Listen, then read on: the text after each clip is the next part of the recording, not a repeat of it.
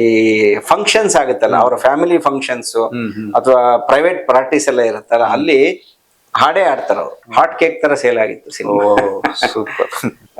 Successful ಡೈರೆಕ್ಟರ್ಗಳು, ಹೀರೋಗಳು ಕೆಲಸ ಮಾಡದೇ ಇದ್ರು ಒಂದ್ ಪರಿಚಯ ಇದ್ದಂಗೆ ಲೆಕ್ಕ ಅಲ್ವಾ. ಅದು ಬಚ್ಚನ್ಗೆ ಅವತ್ತೇ ಮಾಡಿದೀವಿ ನಾವು. ನಾನು ಪ್ರೊಡಕ್ಷನ್ ಮಾಡ್ತೀನಿ ಅಂತ.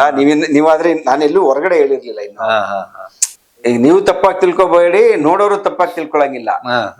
ಅಂದ್ರೆ ನಾನು ನೆಕ್ಸ್ಟ್ ಹೇಳೋ ಮಾತು, ಒಂದು ಆವರೇಜ್ ಲುಕಿಂಗ್ ಗರ್ಲ್, ಪಕ್ಕದ ಮನೆ ಹುಡುಗಿ, ಅದ್ಭುತವಾದ ಸುಂದರಿ ಅಲ್ಲ ಅವಳು. ನೀವು ನೋಡಿರ್ಬೋದು ನಾನು ಸಿನಿಮಾಗಳಲ್ಲಿ ಮ್ಯೂಸಿಕ್ ಡೈರೆಕ್ಟರ್ ಪದೇ ಪದೇ ಚೇಂಜ್ ಆಗಿದೆ. ನಿಮ್ಗೋಸ್ಕರ ಒಂದ್ ಕತೆ ಬರಿಬೇಕು, ಒಂದ್ ಕ್ಯಾರೆಕ್ಟರ್ ಬರಿಬೇಕು ಅಂತ ನಾನು ಯಾವತ್ತು ಯಾವ ಆರ್ಟಿಸ್ಟ್ ಬರ್ದಿಲ್ಲ ಅಲ್ವಾ. ಅವ್ರು ಕೊಡೋ ದುಡ್ಡಿಗೆ ನಾವು ಎಷ್ಟು ಆಸೆ. ಇಲ್ಲಾಂದ್ರೆ ಏನಕ್ಕೆ ಸಿನಿಮಾ ನೋಡ್ಬೇಕು? ಎಲ್ಲವೂ ನಮ್ ಪ್ರಯತ್ನದ ಮೇಲೆ ನಿಂತಿದೆ. ಒಂದು ಎಕ್ಸಾಂಪಲ್, ಇನ್ನೂ ಕನ್ಫ್ಯೂಷನ್ ಇದೆ ನನಗೆ. ಒಂದು ಕೈಂಡ್ ಆಫ್ ಈಗ ಒಂಥರ ಎಕ್ಸಾಂಪಲ್ ಆಯ್ತು. ನಾನ್ ದಯವಿಟ್ಟು ಬಿಟ್ಬಿಡಿ ನನ್ ಕೈಲಿ ಆಗಲ್ಲ. ಬೇರೆ ಏನಾದ್ರು ಸಿನಿಮಾ ಮಾಡೋಣ, ಗಣೇಶ್ ಅವ್ರ ಜೊತೆ ಪಿಕ್ಚರ್ ಮಾಡೋಣ. ಯಾರೋ ಮಾಡಿರೋ ಪಿಕ್ಚರ್ ನಾನು ಯಾಕೆ ಪಾರ್ಟ್ 2 ಮಾಡ್ಲಿ ಅಂತ. ಇದೇ ಫಸ್ಟ್.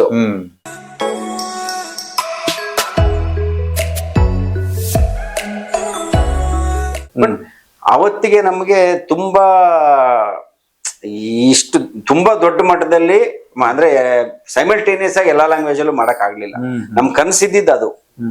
ಸೈಮಲ್ಟೇನಿಯಸ್ ಆಗಿ ಎಲ್ಲಾ ಲ್ಯಾಂಗ್ವೇಜ್ ಅಲ್ಲೂ ರಿಲೀಸ್ ಆಗ್ಬೇಕು. ಬಚ್ಚನ್ ಒಂದೇ ದಿನ April 11 all over India release ಆಗ್ಬೇಕು ಅಂತ. ಇವಾಗ ಆಗೋ ತರ ಈ ತರ ಆಗ್ಬೇಕು, ಪ್ಯಾನ್ ಇಂಡಿಯಾ ಹಿಂಗ್ ಮಾಡ್ಬೇಕು ಅಂತ ನಾವು ಫಿಲ್ಮ್ ಮಾಡಿದ್ ನಾವು. ಅವತ್ತಿಗೆ ಬಿಗ್ಗೆಸ್ಟ್ ಬಜೆಟ್ ಸಿನಿಮಾ ಅದು. ನೀವು ಇಮ್ಯಾಜಿನ್ ಮಾಡಕ್ ಆಗಲ್ಲ ಅವತ್ತಿಗೆ ಅಷ್ಟು ದೊಡ್ಡ ಬಜೆಟ್ ಸಿನಿಮಾ ಅದು. ಬಚ್ಚನ್ ಆ ಸ್ಕೇಲ್ ಅಲ್ಲಿ ಮಾಡಿದ್ವಿ ನಾವು. ಬಟ್ ಏನಂದ್ರೆ ಟೆಕ್ನಿಕಲ್ ಪ್ರಾಬ್ಲಮ್ಸ್ ತುಂಬಾ ಜನ. ಅವತ್ತಿನ ಪ್ರಿಂಟ್ ಯುಗ, ಇದರ ಡಿಜಿಟಲ್ ಯುಗ ಬಂದಿರ್ಲಿಲ್ಲ, ಪ್ರಿಂಟ್ ಯುಗ ಇತ್ತು.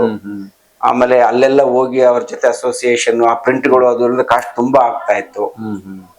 ಆಮೇಲೆ ಇನ್ನು ಅಷ್ಟು ಓಪನ್ ಆಗಿರ್ಲಿಲ್ಲ ಪ್ಯಾನ್ ಇಂಡಿಯಾ, ಇದಕ್ಕೆ ಎಲ್ಲಾ ಇಂಡಸ್ಟ್ರಿನೂ ಓಪನ್ ಆಗಿರ್ಲಿಲ್ಲ. ಸೊ ಏನೋ ಒಂದಷ್ಟೆಲ್ಲ ಕಾಂಪ್ಲಿಕೇಶನ್ಸ್ ಬಂತು. ಬಟ್ ಸ್ಟಿಲ್ ನಾವು ಅದನ್ನ ಡಬ್ ಮಾಡಿ ಇಟ್ಟಿದ್ವಿ. ಆಮೇಲೆ ಯಾವಾಗಾದ್ರೂ ಮಾಡೋಣ ಅಂತ ಡಬ್ ಮಾಡಿ ಇಟ್ಟಿದ್ವಿ. ಕನ್ನಡದಲ್ಲೇನೆ ಮ್ಯಾಸಿವ್ ಆಗಿ ರಿಲೀಸ್ ಮಾಡಿದ್ವಿ. ಕನ್ನಡದಲ್ಲೇ ಅವತ್ತು ಕರ್ನಾಟಕದಲ್ಲೂ ರಿಲೀಸ್ ಆಯ್ತು, ಹೈದರಾಬಾದ್ ರಿಲೀಸ್ ಆಯ್ತು, ಚೆನ್ನೈ ಕನ್ನಡ ವರ್ಷನ್ ಎಲ್ಲಾ ಕಡೆನೂ ರಿಲೀಸ್ ಮಾಡಿದ್ವಿ. ಮುಂಬೈಯಲ್ಲಿ ರಿಲೀಸ್ ಆಯ್ತು, ಫಾರಿನ್ ಅಲ್ಲೂ ರಿಲೀಸ್ ಆಯ್ತು. ಇದು ದುಬೈಯಲ್ಲಿ ಮಾಡಿದ್ವಿ. ಸೊ ದೊಡ್ಡ ಸ್ಕೇಲ್ ಅಲ್ಲಿ ಮ್ಯಾಸಿವ್ ಆಗಿ ರಿಲೀಸ್ ಆದಂತ ಸಿನಿಮಾ ಸೇಫ್. ಹೌದೌದು. ಅವರು ರಿಲೀಸಿಗೆ ಬಿಫೋರ್ ಸೇಫ್ ಆಗಿದ್ರು. ಅಂದ್ರೆ ತುಂಬಾ ಅಂದ್ರೆ ಎಲ್ಲ ಹಾಟ್ ಕೇಕ್ ತರ ಸೇಲ್ ಆಗಿತ್ತು ಸಿನಿಮಾ. ಸೂಪರ್. ಅದ್ರ ಆಮೇಲೆ ಇವರು ಫಿಲ್ಮ್ ಫೇರ್ ಗೆ ನಾಮಿನೇಟ್ ಆಗ್ತಾರೆ. ಯಾರು ಸುದೀಪ್ ಅವ್ರು ನಾಮಿನೇಟ್ ಆಗ್ತಾರೆ. ಬಟ್ ಅವ್ರಿಗೆ ಫಿಲ್ಮ್ ಫೇರ್ ಸಿಗಲ್ಲ ಅದೇ ವರ್ಷ. ಬೆಸ್ಟ್ ಆಕ್ಟರ್ ಸಿಗಲ್ಲ, ಮಿಸ್ ಆಗುತ್ತೆ. ಯಾಕೆ ಅದು? ಅದೇ ಟೈಮಲ್ಲಿ ಇವರು ಸಿಗಲ್ಲ. ಅದು ಆ ಪ್ರಶ್ನೆ ನೀವು ಫಿಲ್ಮ್ ಫೇರ್ ಅವ್ರನ್ನ ಕೇಳ್ಬೇಕು. ನೆನಪಿರಲ್ಲಿ ಇವರು ಸಿಗುತ್ತೆ, ಚಾರ್ಮಿನಾರ್ಗೆ ಸಿಗುತ್ತೆ, ನೆನಪಿರಲ್ಲಿ ಪ್ರೇಮಿಗೆ ಸಿಗುತ್ತೆ. ಅದೇ ಅದು ನಮ್ಗೆ ಗೊತ್ತಿ. ಅವ್ರು ಯಾಕೆ ಕೊಡ್ಲಿಲ್ಲ ಅಂದ್ರೆ ನನ್ ಕೇಳಿದ್ರೆ ನಮ್ಗೆ ಅಲ್ಲ, ನಿಮ್ ಪ್ರಕಾರ ಏನಿದೆ? ಈ ಡಿಸರ್ವ್ಡ್ ಇಟ್ಟು ಗೊತ್ತಿಲ್ಲ. ಅವ್ರದ್ದೇನ್ ಕ್ರೈಟೀರಿಯಾಸ್ ಇರುತ್ತೋ ನಮ್ಗೇನ್ ಗೊತ್ತ. ಅವ್ರದ್ದೇನೋ ಒಂದು ಕಮಿಟಿ ಇರುತ್ತೆ, ಅವ್ರದ್ದೇನೋ ಕ್ರೈಟೀರಿಯಾಸ್ ಇರುತ್ತೆ. ಅದ್ರ ಬಗ್ಗೆ ನಾವೇನು ಹೇಳಕ್ಕಾಗಲ್ಲ. ಕೊಟ್ರೆ ಇಸ್ಕೊಬಹುದು, ಕೊಡ್ಲಿಲ್ಲ ಅಂದ್ರೆ ಆಯ್ತು, ಥ್ಯಾಂಕ್ ಯು, ನೆಕ್ಸ್ಟ್ ಟೈಮ್. ನಿಮಗೇನಾದ್ರು ನಿರಾಸೆ ಆಯ್ತಾ ಸುದೀಪ್ ಅವರಿಗೆ ಸಿಕ್ಕಿಲ್ಲ ಆತರ? ಇಲ್ಲ, ಬೇಸಿಕಲಿ ನಾವು ಸಿನಿಮಾ ಮಾಡುವಾಗ ಜನಕ್ಕೆ ಇಷ್ಟ ಆಗ್ಬೇಕು ಅನ್ನೋದೊಂದೇ ನಮ್ಮ ಎಕ್ಸ್ಪೆಕ್ಟೇಷನ್. ಆಸ್ ಎ ಡೈರೆಕ್ಟರ್ ನನಗಂತೂ ನನ್ನ ಫಸ್ಟ್ ಟಾರ್ಗೆಟ್, ಫಸ್ಟ್ ಅಜೆಂಡಾ, ನಾನ್ ಮಾಡೋ ಸಿನಿಮಾ ಜನ ಚೆನ್ನಾಗಿದೆ ಅನ್ಬೇಕು. ಆಮೇಲೆ ನಮ್ಮನ್ನ ನಂಬಿ ದುಡ್ಡು ಹಾಕಿರೋ ಪ್ರೊಡ್ಯೂಸರ್ಗೆ ದುಡ್ಡು ಬರ್ಬೇಕು. ಇಷ್ಟೇ ಕ್ರೈಟೀರಿಯಾ ಫಸ್ಟ್ ನಮ್ದು. ಇಷ್ಟಕ್ಕೆ ನಾವು ಸಿನಿಮಾ ಮಾಡೋದು. ಅದಾದ್ಮೇಲೆ ಏನೇ ಬಂದ್ರು ಅದೆಲ್ಲದು ಬೋನಸ್. ಬೋನಸ್ ಬರ್ಲಿಲ್ಲ ಅಂತ ಬೇಜಾರ್ ಮಾಡ್ಕೊಳ್ಳೋದೇ. ಯಾಕಂದ್ರೆ ನನ್ನ ಎಕ್ಸ್ಪೆಕ್ಟೇಷನ್ ಇಲ್ವಲ್ಲ. ಅದೆಲ್ಲ ನನ್ನ ಎಕ್ಸ್ಪೆಕ್ಟೇಷನ್ ಇದು ಎರಡೇ. ಇವೆರಡು ಆಗ್ಬಿಟ್ರೆ ಐ ಆಮ್ ಹ್ಯಾಪಿ. ಅದ್ರ ಮೇಲೆ ಬಂದ್ರೆ ಸಂತೋಷ, ಬರ್ದಿದ್ರೆ ನೋ ಪ್ರಾಬ್ಲಮ್. ಹಂಗೆ ಅಷ್ಟೇನೆ. ಅದ್ರ ಬಗ್ಗೆ ಯಾವತ್ತೂ ತಲೆ ಕೆಡಿಸ್ಕೊಂಡಿಲ್ಲ. ಕರೆಕ್ಟ್. ಆಮೇಲೆ ಬಚ್ಚನಲ್ಲಿ ಆಕ್ಟ್ ಮಾಡೋದ್ರ ಜೊತೆ ಸುದೀಪ್ ಹಾಡಿದ್ದಾರೆ. ಅದೆಲ್ಲ ಪ್ರೊಸೆಸ್ ಹೆಂಗಾಯ್ತದೆ? ಇಲ್ಲ, ಅದು ಲಾಸ್ಟ್ ಅಲ್ಲಿ ರೆಕಾರ್ಡ್ ಆದಂತ ಸಾಂಗ್ ಅದು. Title track. ನಮಗೆ ಅದು ಸ್ವಲ್ಪ ಕಮರ್ಷಿಯಲ್ ಸಾಂಗ್ ಅಲ್ವಾ, ಏನೋ ಒಂದು ಬೂಸ್ಟ್ ಬೇಕು. ಸಿಂಗರ್ಗಳೇ ಆಡಿದ್ರೆ ಅದು ಏನು ಅಂದ್ರೆ ಯಾರಾದ್ರೂ ದೊಡ್ಡ ಸ್ಟಾರ್ ಸಿಂಗರ್ ಕೈಲಿ ಆಡ್ಸೋಣ ಅಂತ ನೋಡಿದ್ವಿ ನಾವು. ಯಾರು ಆ ಸಾಂಗ್ಗೆ, ಯಾವ ಸ್ಟಾರ್ ಸಿಂಗರ್ಗೆ, ಅವತ್ತಿಗೆ ಸ್ಟಾರ್ ಸಿಂಗರ್ ಅನ್ಸ್ಕೊಂಡಿದ್ದವ್ರು ಯಾರದೂ ಸೂಟ್ ಆಗ್ತಾ ಇಲ್ಲ ಆ ಸಾಂಗಿಗೆ ವಾಯ್ಸು. ಏನ್ ಮಾಡೋದು, ಸ್ಟಾರ್ ಸಿಂಗರ್ ಸಿಗ್ತಾ ಇಲ್ಲಲ್ಲ ಅಂದ್ಬಿಟ್ಟು ಕೊನೆಗೆ ನಾನೇ ಸ್ಟಾರ್ ಸಿಂಗರ್ ಇಲ್ಲ ಪರವಾಗಿಲ್ಲ, ನಮ್ಮ ಹತ್ರ ಸ್ಟಾರೇ ಇದಾರಲ್ಲ ರೀ, ಅವ್ರ ಕೈಲಿ ಆಡಿಸ್ಬಿಡಿ. ಅವ್ರು ಅಲ್ಲ ಒಂದ್ 2-3 ಆಡಿದ್ರಲ್ಲ ಅಲ್ಲಿ ಸುದೀಪ್ ಅವರು. ಸೊ ಆಮೇಲೆ ಇನ್ನೊಂದು ಇಂಪಾರ್ಟೆಂಟ್ ಏನಂದ್ರೆ, ಸುದೀಪ್ ಅವರು ಅವರ ಏನು ಈ ಫಂಕ್ಷನ್ಸ್ ಆಗುತ್ತಲ್ಲ, ಅವರ ಫ್ಯಾಮಿಲಿ ಫಂಕ್ಷನ್ಸ್ ಅಥವಾ ಪ್ರೈವೇಟ್ ಪಾರ್ಟೀಸ್ ಎಲ್ಲ ಇರುತ್ತಲ್ಲ, ಅಲ್ಲಿ ಹಾಡೇ ಆಡ್ತಾರ ಅವ್ರು. Is very good entertainer. ಪಾರ್ಟಿಗಳಲ್ಲಿ ಟೆರಿಫಿಕ್ ಆಗಿ ನಗಿಸ್ತಾರೆ, ಜೋಕ್ ಮಾಡ್ತಾರೆ, ಹಾಡು ಹೇಳ್ತಾರೆ. ಟೆರಿಫಿಕ್ ಅವರು ಆಕ್ಚುಲಿ ಶೋ ಸ್ಟೀಲರ್ ಅಂತೀವಲ್ಲ ಆತರ ಅವರು ಸುದೀಪ್ ಅವರು. ಸೊ ಅದನ್ನ ನಾನು ಆ ಪ್ರಾಸೆಸ್ ಅಲ್ಲಿ ತುಂಬಾ ಸಲ ನೋಡಿದ್ದೆ ನಾನು. ಎಷ್ಟ್ ಚೆನ್ನಾಗಿ ಆಡ್ತಾರೆ, ಎಷ್ಟ್ ಚೆನ್ನಾಗಿ, ಅದೊಂದು ತಲೆಯಲ್ಲಿ ಇತ್ತು ನನಗೆ. ಸೊ ಇಲ್ಲಿ ಈ ತರದ್ದೊಂದು ಬಂದಾಗ ಬೇರೆಯವರೆಲ್ಲ ಯಾಕೆ ಅವರೇ ಇದ್ದಾರೆ, ಫಸ್ಟ್ ಅವ್ರು ಆಡಲ್ಲ ಅಂದ್ರು. ಬೇಡ ಬೇಡ, ನಾನು ಸಿಂಗರ್, ಯಾರು ಸಿಂಗರ್ ಕೈಲಿ ಆಡ್ಸಿ, ಇಲ್ಲ ಸರ್ ನೀವೇ ಆಡಿ, ಇದಕ್ಕೊಂದು ಎಕ್ಸ್ಟ್ರಾ ಒಂದು ಮಸಾಲೆ ಬೇಕು, ನೀವ್ ಆಡಿದ್ರೆ ಆ ಮಸಾಲೆ ಸಿಗುತ್ತೆ, ನಿಮ್ ಫ್ಯಾನ್ಸಿಗೂ ಖುಷಿ ಆಗುತ್ತೆ, ಸೂಟ್ ಆಗುತ್ತೆ ಅವ್ರಿಗೆ, ಅವ್ರ ಪಿಚ್ಚು ಆ ರೇಂಜ್ಗೆ ಆ ಸಾಂಗ್ ಸೂಟ್ ಆಗ್ತಾ ಇತ್ತು. ಹಂಗಾಗಿ ಅವ್ರ ಕೈಲಿ ಆಡ್ಸಿದ್ದೆ ಅಷ್ಟೇ. ನಿಮ್ಮ ಐಡಿಯಾ ಸೂಪರ್ ಹಿಟ್ ಆಯ್ತು. ಆಮೇಲೆ ಅದೇ ಒಂದು ಟೀಸರ್ಗೆ ಟ್ರೈಲರ್ಗೆ ಏನೋ ಇವ್ರು ರವಿಚಂದ್ರನ್ ಬಂದು ಬಿಡುಗಡೆ ಮಾಡಿದ್ರು. ಅಲ್ಲಿಂದ ನಿಮ್ಮ ಒಡನಾಟ ಸ್ಟಾರ್ಟ್ ಆಯ್ತಾ ರವಿಚಂದ್ರನ್ ಜೊತೆ? ಅಲ್ಲಾದ್ರ ಮೊದ್ಲೇ? ಇಲ್ಲ, ರವಿ ಸರ್ ಮುಂಚೆಯಿಂದ ಪರಿಚಯ ಇದ್ರು. ನಾನು ಹಂಸಲೇಖ ಅವ್ರ ಜೊತೆಲಿ ಇದ್ನಲ್ಲ, ಅವಾಗ್ಲೇ ರವಿ ಸರ್ ಪರಿಚಯ ಇದ್ರು. ಅವಾಗಿನ್ನೂ ನಾನು ಡೈರೆಕ್ಟರ್ ಆಗಿರ್ಲಿಲ್ಲ, ಆಮೇಲೆ ಎಲ್ಲೂ ಕೆಲಸ ಮಾಡಿರ್ಲಿಲ್ಲ. ಬಟ್ ಅಷ್ಟೊತ್ತಿಗೆ ನಾ ಈಗ ಒಂದ್ ಇಂಡಸ್ಟ್ರಿನಲ್ಲಿ ಇದೀವಿ ಅಂದ್ಮೇಲೆ ಸಕ್ಸಸ್ಫುಲ್ ಡೈರೆಕ್ಟರ್ಗಳು, ಹೀರೋಗಳು ಕೆಲಸ ಮಾಡದೇ ಇದ್ರು ಒಂದ್ ಪರಿಚಯ ಇದ್ದಂಗೆ ಲೆಕ್ಕ ಅಲ್ವಾ. ಟಿವಿನಲ್ಲಿ ಅವರು ನೋಡಿರ್ತಾರೆ, ನಾವ್ರು ನೋಡಿ. ಆಮೇಲೆ ರವಿಚಂದ್ರನ್ ಅವರು ನಮ್ಗೆ ಏನು ಅವಾಗ ನಮ್ಮ ಕಾಲೇಜ್ ಡೇಸ್ ಅಲ್ಲಿ ನಮ್ಗೆ ರೋಲ್ ಮಾಡಲ್ ಅಲ್ವಾ, ಅವರೇ ಇನ್ಸ್ಪಿರೇಷನ್ ಸಿನಿಮಾಗ್ ಬರೋದಕ್ಕೆ. Super super. ಸೊ ಅವ್ರ ಜೊತೆ ಕೆಲಸ ಮಾಡ್ಬೇಕು ಅನ್ನೋ ಖುಷಿ ಇತ್ತು, ಮಾಡ್ಬೇಕು ಅನ್ನೋ ಒಂದು ಆಸೆ ಇತ್ತು. ಅದು ಆಮೇಲೆ ಮುಂಗಾರು ಮಳೆ ಟೈಮಿಗೆ ಬಂತ. ಈಗ ಈ ತರ ಅವ್ರು ಜರಾಸಂಧ ಆಡಿಯೋ ಲಾಂಚ್ಗೂ ಬಂದಿದ್ರು ರವಿ ಸರ್. ನಾಟ್ ಬಚ್ಚನ್ಗೆ ಅಲ್ಲ, ಜರಾಸಂಧ ಆಡಿಯೋ ಲಾಂಚ್ಗೂ ಬಂದಿದ್ರು.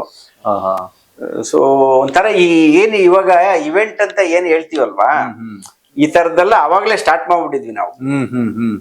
Jarasandha audio launch one of the biggest audio launch actually Kannada ಇಂಡಸ್ಟ್ರಿನಲ್ಲಿ. ಎಲ್ಲಿ ಮಾಡಿದ್ರಿ ಅದು? ಒಂದು ಗ್ರೌಂಡ್ ಅಲ್ಲಿ ಗಣೇಶನ ಹಬ್ಬದ ದಿವಸ ನಾವು ಗಣೇಶನ್ನ ಕೂರ್ಸಿದ್ವಿ. ಗಣೇಶ ಪೆಂಡಲ್ ಹಾಕಿ ಒಂದು ಗಣೇಶ ಸ್ಟ್ಯಾಚ್ಯೂ ಇಟ್ಟು ಆಲ್ಮೋಸ್ಟ್ ಎಂಟೈರ್ ಇಂಡಸ್ಟ್ರಿನೇ ಅಟೆಂಡ್ ಮಾಡಿದ್ರು ಅವತ್ತು ಆಡಿಯೋ ಲಾಂಚ್ಗೆ. ಎಲ್ಲ ಹೀರೋಗಳು ಬಂದಿದ್ರು ಆಡಿಯೋ ಲಾಂಚ್ಗೆ ಅವತ್ತಿಗೆ. ಅಷ್ಟು ದೊಡ್ಡದಾಗಿ ಆಡಿಯೋ ಲಾಂಚ್ ಆಗಿತ್ತು ಅದು ಜರಾಸಂಧ. ಅದಾದ್ಮೇಲೆ ಬಚ್ಚನ್ಗೂ ಅಷ್ಟೇ ಟೀಸರ್ನೇ ದೊಡ್ಡದಾಗಿ ಲಾಂಚ್ ಮಾಡಿದ್ವಿ. ಈಗ ಏನು ಶೂಟಿಂಗ್ ಹೋಗಕ್ ಮುಂಚೆ ಟೀಸರ್ ಮಾಡಿದ್ದದು. ಓಹೋ ಕರೆಕ್ಟ್. ಈಗ ಮಾಡ್ತಾರಲ್ಲ ಆತರ. ಈಗ ಇವಾಗ ಮಾಡ್ತಾ ಇದಾರೆ. ಈಗ ಅದು ಟ್ರೆಂಡ್. ಆಕ್ಚುಲಿ ಆ ಕಥೆಯಲ್ಲಿ ಸಿನಿಮಾ ಒಳಗಡೆ ಆ ಸೀನ್ ಇರಲ್ಲ. ಅದೇ ಎಕ್ಸ್ಕ್ಲೂಸಿವ್ ಆಗಿ ಕಥೆಯ ಇದು ಯಾವ ಜಾನರ್ನ ಸಿನಿಮಾ, ಈ ಸಿನಿಮಾದ ಫ್ಲೇವರ್ ಏನು ಅನ್ನೋದನ್ನ ಒಂದು ಟೀಸರ್ ಮುಖಾಂತರ ಹೇಳೋದು idea.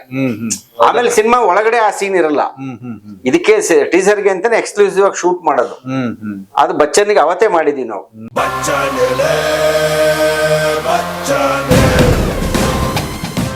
Bachchan teaser first time ಬಿಟ್ಟಾಗ, ಈಗ ನೋಡಿ ಆ ಟೀಸರ್ ಸಿನಿಮಾದೊಳಗಡೆ ಬೇರೆ ಶೂಟ್ ಮಾಡಿದೀವಿ ನಾವು. ಈ ಟೀಸರ್ ಇರೋ ಶೂಟ್ ಮಾಡಿದ ಪೋರ್ಷನ್ ತೆಗೆದು ಅಲ್ಲಿಗೆ ಹಾಕಿಲ್ಲ. ಇದು ಎಕ್ಸ್ಕ್ಲೂಸಿವ್ ಆಗಿ ಟೀಸರ್ಗೆ ಅಂತಾನೆ ಒಟ್ಟು ಸಮ್ಮರಿ ಆಫ್ ದ ಪ್ಲಾಟ್ ಏನು ಅನ್ನೋದನ್ನ ಆ ಟೀಸರ್ ಅಲ್ಲಿ ಹೇಳಿದ್ವಿ ನಾವು. ಒಬ್ಬ ಆಂಗ್ರಿ ಯಂಗ್ ಮ್ಯಾನ್, ಆ ಆ ಡೈಲಾಗ್ ಮಾತ್ರ ರಿಟೈನ್ ಮಾಡಿದ್ದೆ ಸಿನಿಮಾದಲ್ಲಿ. ಎಂಟೈರ್ಲಿ ಆ ಸೀಕ್ವೆನ್ಸ್ ಮತ್ತೆ ನಾನು ರೀಕ್ರಿಯೇಟ್ ಮಾಡಿ ಬೇರೆ ಶೂಟ್ ಮಾಡಿದ್ದೆ. ಸ್ವಲ್ಪ ಎಲ್ಲ ಒಂಥರ ಕೈಂಡ್ ಪಾತ್ ಬ್ರೇಕಿಂಗ್ ಇದು ಪ್ರಮೋಷನಲ್ ಆಗ್ಲಿ, ನರೇಷನ್ ಅಲ್ಲಿ ಆಗ್ಲಿ, ಎಲ್ಲಾ ತರದ ಅಟೆಂಪ್ಟ್ಗಳು ಅವಾಗ ಅವತ್ತಿಗೆ ಏನು ಯೂನಿಕ್ ಅನ್ಸ್ತಾ ಇತ್ತು ಅದೆಲ್ಲ ಮಾಡಿ ಪ್ರಯತ್ನ ಮಾಡಿದ್ವಿ. Super sir. ಆಮೇಲೆ ಮತ್ತೆ ನೀವು ಅಜೀರ್ ಅವ್ರ ಹತ್ರ ಬರ್ತೀರಿ, ಕೃಷ್ಣಲೀಲಾ, ಮತ್ತೆ ಕೃಷ್ಣ ಹೆಸರಲ್ಲಿ ಬರ್ತೀರಿ, ಕೃಷ್ಣಲೀಲಾ ಅಂತ. ಹೌದು. ಆಕ್ಚುಲಿ ಬೇಸಿಕಲಿ ನನಗೆ ಈ ಫಸ್ಟ್ 3 ಸಿನಿಮಾ ಆದ ಕೂಡ್ಲೇನೆ 4 ಜರಾಸಂಧ, ಬಚ್ಚನ್, ಈ ಟೈಮಲ್ಲೇನೆ ನನಗೆ ನಂದೇ ಒಂದು ಪ್ರೊಡಕ್ಷನ್ ಹೌಸ್ ಮಾಡ್ಬೇಕು ಅನ್ನೋ ಒಂದು ಆಸೆ ಬಂದಿತ್ತು ನನಗೆ. ಅದೇನೋ ದುಡ್ಡು ಮಾಡ್ಬೇಕು, ದುಡ್ಡು ಸಂಪಾದನೆ ಮಾಡ್ಬೇಕು ಅನ್ನೋದಕ್ಕಲ್ಲ, ಒಂದು ಕ್ರಿಯೇಟಿವ್ ಲಿಬರ್ಟಿ ಬೇಕು. ನನ್ನಿಷ್ಟದ ಪ್ರಕಾರ ಸಿನಿಮಾಗಳನ್ನ ಮಾಡೋಬೇಕು ನಾನು ಅನ್ನೋ ಕಾರಣಕ್ಕೆ ನಂದೇ ಒಂದು ಪ್ರೊಡಕ್ಷನ್ ಹೌಸ್ ಮಾಡ್ಬೇಕು ಅನ್ನೋ ಒಂದು ಕನಸಿತ್ತು ನನಗೆ. ಅದು ಈ ಬಚ್ಚನ್ ಆದ ತಕ್ಷಣ ಮಾಡೋಣ ಅಂತ ಫಿಕ್ಸ್ ಆಗ್ಬಿಟ್ಟಿದ್ದೆ ನಾನು. ಯಾಕಂದ್ರೆ ಕೃಷ್ಣನ್ ಲವ್ ಸ್ಟೋರಿ ಆದ ತಕ್ಷಣ ಜರಾಸಂಧ, ಬಚ್ಚನ್ ಎರಡು ಒಪ್ಕೊಂಡ್ಬಿಟ್ಟಿದ್ದೆ. ಅವೆರಡು ಫಿಲ್ಮ್ ಮುಗಿಸ್ಬೇಕಿತ್ತು ನಾನು. ಅದ್ ಮುಗಿದ್ಮೇಲೆ ನೆಕ್ಸ್ಟ್ ಪಿಕ್ಚರ್, ನೆಕ್ಸ್ಟ್ ಏನೇ ಆದ್ರು ನಾನು. ಸೊ ನೆಕ್ಸ್ಟ್ ಪ್ರೊಡಕ್ಷನ್ ಮಾಡ್ಬೇಕು ಅನ್ನೋ ಆಸೆ ಇತ್ತಲ್ಲ. ಸೊ ಬಚ್ಚನ್ ಆದ ತಕ್ಷಣ ನಾನು ಆಯ್ತು, ಇನ್ನ ನಾವು ನಮ್ದೇ ಒಂದು ಪ್ರೊಡಕ್ಷನ್ ಹೌಸ್ ಮಾಡಿ ಮಾಡೋಣ ಅಂತ. ಅವಾಗ ಈ ಕತೆ ಇತ್ತು ನನ್ನ ಹತ್ರ, ಈ ಕೃಷ್ಣಲೀಲಾದು. ಅದು 2010 ಅಲ್ಲೇ ಟಿವಿ 9 ಅಲ್ಲಿ ಒಂದು ವಾರಂಟ್ ಅನ್ನೋ ಒಂದು ಪ್ರೋಗ್ರಾಮ್ ಅಲ್ಲಿ ಬಂದಿದ್ದಂತ ಒಂದು ಎಪಿಸೋಡ್ ಅದು. ಅದು ತುಂಬಾ ಚೆನ್ನಾಗಿದೆ ಅಂತ ಅದನ್ನ ಬೇಸ್ ಮಾಡಿ ಒಂದು ಕತೆ ಮಾಡಿ ಇಟ್ಕೊಂಡಿದ್ದೆ ನಾನು. ಸಿನಿಮಾ ಹಂಗೆ ಸ್ಟಾರ್ಟ್ ಆಗುತ್ತೆ ಅದು. ಸೊ ಆ ಕಥೆನ ನೆಕ್ಸ್ಟ್ ಮಾಡೋಣ, ಬಚ್ಚನ್ ಆದ್ಮೇಲೆ ಈ ಕತೆ ಮಾಡೋಣ ಅಂತ ಅನ್ಕೊಂಡೆ. ಅದನ್ನ ನಾವೇ ಪ್ರೊಡಕ್ಷನ್ ಮಾಡ್ಬಿಡೋಣ, ಸ್ವಲ್ಪ ಕಡಿಮೆ ಬಜೆಟ್ ಪಿಕ್ಚರ್ ಅದು, ನಾವೇ ಪ್ರೊಡಕ್ಷನ್ ಮಾಡ್ಬಿಡೋಣ ಅಂತ ಡಿಸೈಡ್ ಮಾಡಿದ್ವಿ. ಆ ಕತೆಗೆ ತುಂಬಾ ಸೂಟ್ ಆಗ್ತಾ ಇದ್ದಿದ್ದು ಅಜಯ್. ಸರಿ, ಅಜಯ್ ನಮ್ಮ ಹುಡುಗನೇ ಅಲ್ವಾ, ಇನ್ನೇನು ಕೃಷ್ಣ ಲವ್ ಸ್ಟೋರಿ ಆದ್ಮೇಲೆ ಮತ್ತೆ ಮಾಡಿಲ್ವಲ್ಲ ಅಂದ್ಬಿಟ್ಟು ಅಜಯ್ ಹತ್ರ ಹೋಗಿ ಈ ತರ ಹಿಂಗ್ ಅನ್ಕೊಂಡಿದೀನಿ ನೋಡಿ, ಇದು ಕತೆ ನಾನೇ ಪ್ರೊಡಕ್ಷನ್ ಮಾಡ್ತೀನಿ ಅಂದ್ರೆ ಅವನು ಹಿಡ್ಕೊಂಡ್ಬಿಟ್ಟು, ಸಾರ್ ನಾನ್ ಮಾಡ್ತೀನಿ ಸರ್ ಈ ಪಿಕ್ಚರ್ ಪ್ರೊಡಕ್ಷನ್ ನಾನ್ ತುಂಬಾ ಜನ ಕೇಳ್ಕೊಂಬಂದ್ಬಿಟ್ಟಿದೀನಿ, ನಾನ್ ಪ್ರೊಡಕ್ಷನ್ ಮಾಡ್ತೀನಿ ಅಂತ. ನೀವಾದ್ರೆ ನಾನೆಲ್ಲೂ ಹೊರಗಡೆ ಹೇಳಿರ್ಲಿಲ್ಲ, ಇನ್ನು ನನ್ನ ಒಳಗಡೆ ಇದ್ದಿದ್ದ ಆಸೆ.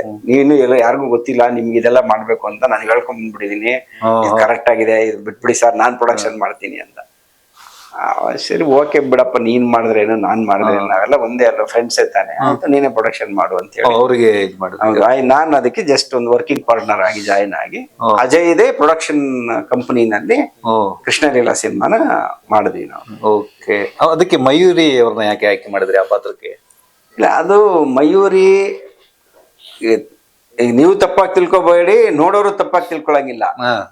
ಅಂದ್ರೆ ನಾನು ನೆಕ್ಸ್ಟ್ ಹೇಳೋ ಮಾತು, ಆ ಕಥೆಗೆ ಒಂದು ಆವರೇಜ್ ಲುಕಿಂಗ್ ಗರ್ಲ್, ತೀರಾ ಪಕ್ಕದ ಮನೆ ಹುಡುಗಿ, ಅದ್ಭುತವಾದ ಸುಂದರಿ ಅಲ್ಲ ಅವಳು, ಅಂದ್ರೆ ನೋಡಕ್ಕೆ ಕ್ಯೂಟ್ ಆಗಿದ್ದಾಳೆ, ಪಕ್ಕದ ಮನೆ ಹುಡುಗಿ, ಲಕ್ಷಣವಾಗಿದ್ದಾಳೆ.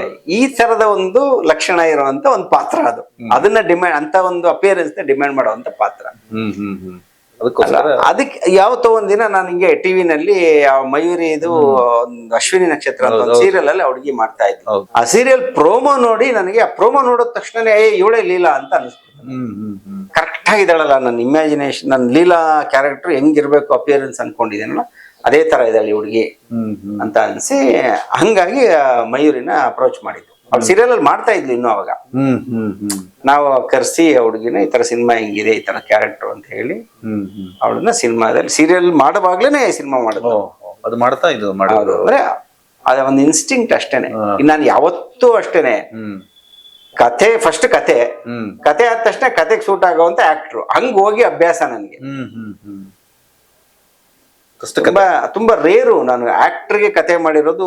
ಬಟ್ ಬೇಸಿಕ್ ಕತೆ ಏನ್ ಡಿಮ್ಯಾಂಡ್ ಮಾಡುತ್ತೋ ಅದಕ್ಕೆ ತಕ್ಕಂಗೆ ಹೋಗಿ ಅಭ್ಯಾಸ ನನಗೆ. ಕತೆ ಡಿಮ್ಯಾಂಡ್ ಮಾಡೋ ಆರ್ಟಿಸ್ಟ್ ಹತ್ರ ಹೋಗೋದು, ಕತೆ ಡಿಮ್ಯಾಂಡ್ ಮಾಡೋ ಟೆಕ್ನಿಷಿಯನ್ ಹತ್ರ ಹೋಗೋದು. ನೀವು ನೋಡಿರ್ಬೋದು ನನ್ನ ಸಿನಿಮಾಗಳಲ್ಲಿ ಮ್ಯೂಸಿಕ್ ಡೈರೆಕ್ಟರ್ ಪದೇ ಪದೇ ಚೇಂಜ್ ಆಗಿದೆ, ಶಫಲ್ ಆಗಿದೆ.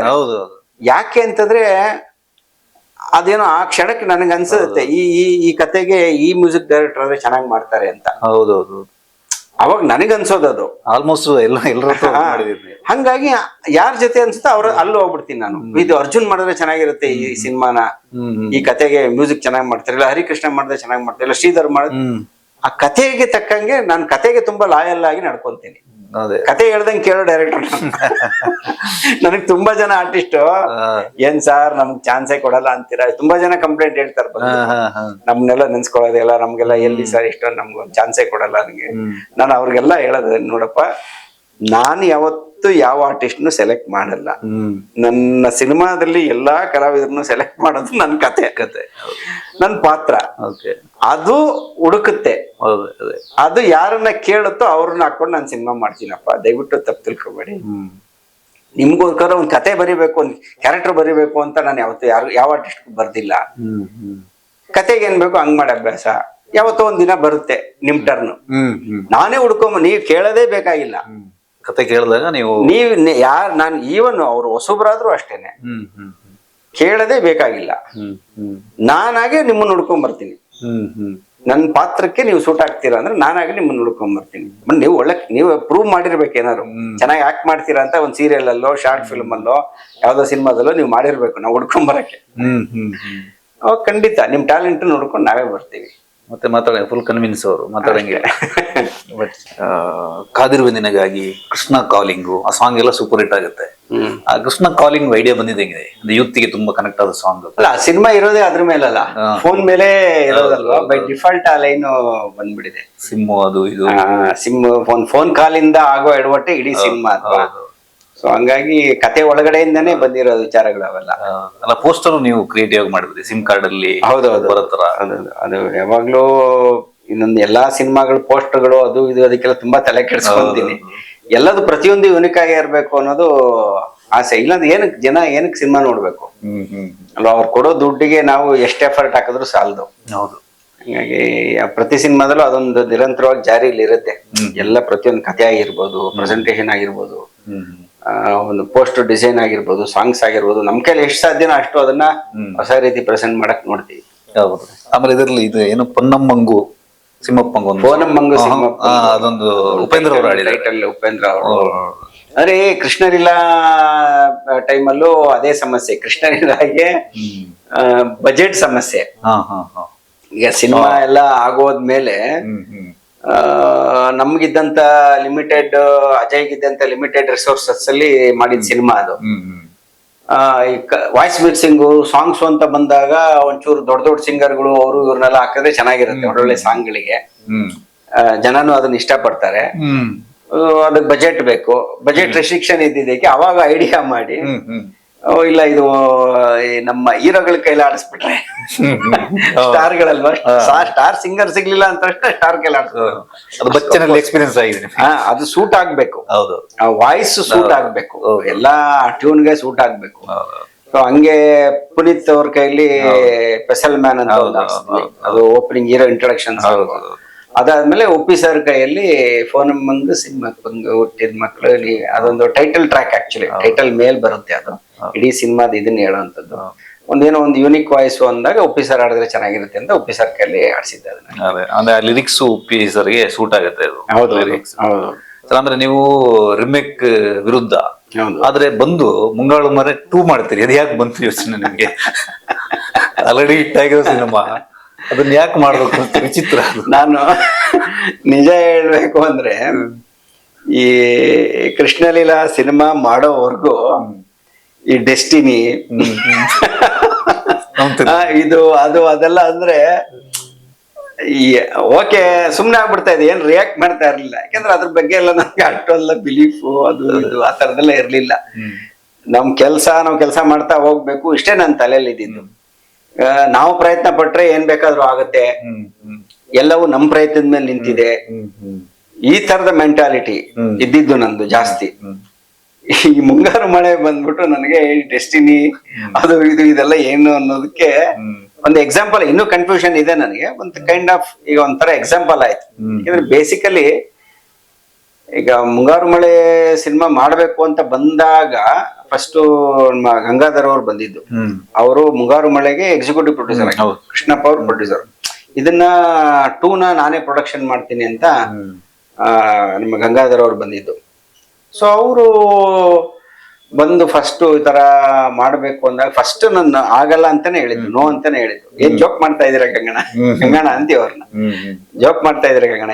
ಇಲ್ಲ ಇಲ್ಲ ಇಲ್ಲ, ಅದಕ್ಕೂ ನನ್ ಸಂಬಂಧನೇ ಇಲ್ಲ. ಮುಂಗಾರು ಮಳೆ ಆ ತರ ನೆರೇಷನ್ ಅದು ಇದು ಆದ್ರೆ ಬಟರ್ ಸ್ಟೈಲ್ ಅದು. ನಾನು ಅದು ಸಿಕ್ಕಲ್ ಮಾಡಿದ್ರೆ ಚೆನ್ನಾಗಲ್ಲ, ಅವ್ರ ಜೊತೆಗೆ ಮಾಡಿ ನೀವು ಚೆನ್ನಾಗಿರುತ್ತೆ. ಇಲ್ಲ ಸರ್ ಅವ್ರು ಮಾಡಲ್ಲ ಅಂತ ಇದಾರೆ, ಅವ್ರೇನೋ ಬಿಸಿ ಅಂತೆ, ಹಂಗಂತೆ ಹಿಂಗಂತೆ, ಬೇರೆಯವ್ರ ಕೈಲಾರ ಮಾಡಿಸ್ಕೊಡಿ ಅಂತ ಇದಾರೆ, ಅದಕ್ಕೆ ನಾನ್ ನಿಮ್ ಜೊತೆಗೆ ಬಂದಿರೋದು, ನೀವ್ ಮಾಡ್ಲೇಬೇಕು ಅಂತ. ನಾನ್ ದಯವಿಟ್ಟು ಬಿಟ್ಬಿಡಿ, ನನ್ ಕೈಲಿ ಆಗಲ್ಲ, ಬೇರೆ ಏನಾದ್ರು ಸಿನಿಮಾ ಮಾಡೋಣ, ಗಣೇಶ್ ಅವ್ರ ಜೊತೆ ಪಿಕ್ಚರ್ ಮಾಡೋಣ, ಗಣೇಶ್ ಅವ್ರಿಗೆ ಒಂದ್ ಸಿನಿಮಾ ಮಾಡ್ಕೊಡ್ತೀನಿ ನಾನು, ಈ ಹೆಸರು ಬೇಡ ನನಗೆ ಅಂತ. ಯಾರೋ ಮಾಡಿರೋ ಪಿಕ್ಚರ್ ನಾನೇ ಯಾಕೆ ಪಾರ್ಟ್ 2 ಮಾಡ್ಲಿ ಅಂತ. ಇದೇ ಫಸ್ಟ್. ನಾನೇ ಮಾಡಿರೋ ಸಿನಿಮಾನ ಪಾರ್ಟ್ 2 ಅಂದಿದ್ರೆ ಓಕೆ, ಬೇರೆಯವ್ರು ಮಾಡಿರೋ ಸಿನಿಮಾ ಪಾರ್ಟ್ 2 ನಾನ್ ಮಾಡೋದು ನನಗೆ ಚೆನ್ನಾಗಿರಲ್ಲ, ಬೇಡ. ಇವರು ಇಲ್ಲ ಸರ್ ಮಾಡಿ ಸರ್ ಚೆನ್ನಾಗಿರುತ್ತೆ, ಮಾಡಿ ಸರ್, ನೀವು ಮಾಡ್ತೀರಾ. ಅದೊಂದ್ಸರಿ ಆಯ್ತು, ಮೀಟ್ ಮಾಡೋಣ ಬನ್ನಿ ಗಣೇಶ್ ಹತ್ರ. ಗಣೇಶನು ಮಾಡಿ ಶಶಾಂಕ್ ಚೆನ್ನಾಗಿ ಮಾಡ್ತೀರಾ ನೀವು ಮಾಡಿ ಮಾಡಿ.